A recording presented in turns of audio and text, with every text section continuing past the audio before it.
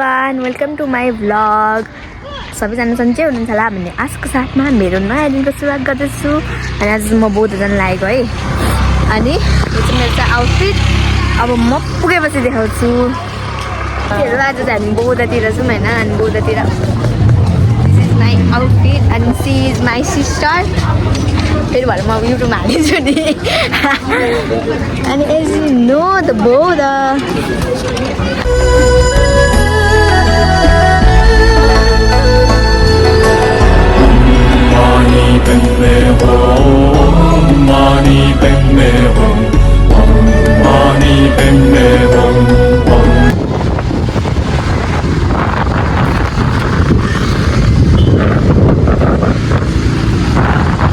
तपाईँहरू चाहिँ मेरो बिफोर भर्सेस आफ्टरको भुलिआइ देख्न सक्नुहुन्छ। मेरो हालत कस्तो भएको छ।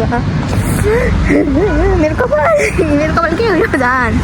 मेरो अनुहारमा दाग पठाउबाट आएको यस्तो बेसरी कुदाएर झन्डै मेरो आज अन्तिम दिन हुन्छ भनेर सोचिरहेको थिएँ। यस्तो डेन्जर कुदाउने मान्छे परेको थियो नि। मैले भगवान्को नाम पनि सोचिरहेको थिएँ क्या। भगवान् प्लिज मेरो लाइफ सेभ गरिदिनुहोस्, आजको दिन मेरो सकियो भनेर सोचिरहेको थिएँ। बल्ल आइपुग्यो। मलाई कति बेला झरम भइरहेको थियो। फाइनली म घर जाँदैछु। This is my Coke. अनि यो म हो। अघि मेरो बौद्धको माइबेलाको अनुहार र अहिलेको अनुहारमा कस्तो छ मेरो अनुहारमा, कति डर थर्किरहेको छ। साथीहरू, काठमाडौँमा हुरी चलोस् है, हिउँ चलोस्, जेसुकै चलोस्, तर कोक खानु छोड्नु हुँदैन। किनकि कोकमै अर्केको छ सासमै अर्केको छ धर्कनमै अर्केको छ कोक। यसरी खानुपर्छ।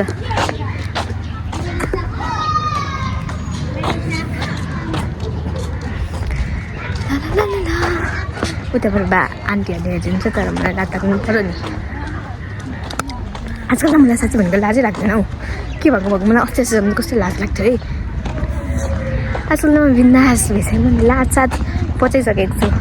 यति भन्दै मेरो भ्लग यहीँ टुङ्गाउँछु। हस् त, धन्यवाद।